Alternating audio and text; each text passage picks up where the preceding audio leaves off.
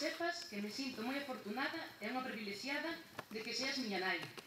Mamá, se José desde algún lugar nos está vendo, seguro que está todo contento e que a súa fermosa sonrisa como tiña sempre.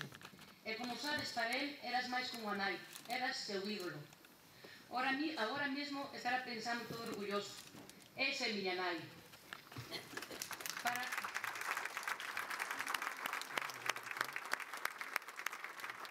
terminar, quero darlle as gracias a todas as nais polo seu amor incondicional aos seus fillos.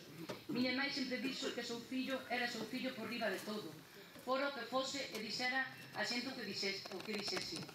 De feito, no seu último adiós ao seu fillo, as súas palabras foron: adeus, meu filliño por riba de todo. Lo máis duro e doloroso que lle pode pasar a unha nai é perder a un fillo. Por eso, desde aquí, dígoche, eres unha matriarca, unha muller en pé de vida.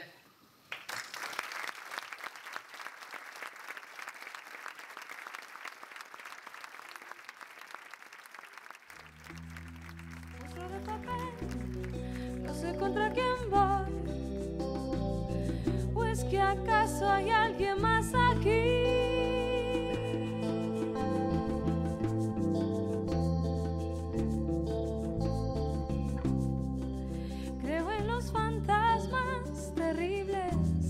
Algún extraño lugar y en mis tonterías para hacer tu risa estallar en un mundo descomunal. Siento mi fragilidad.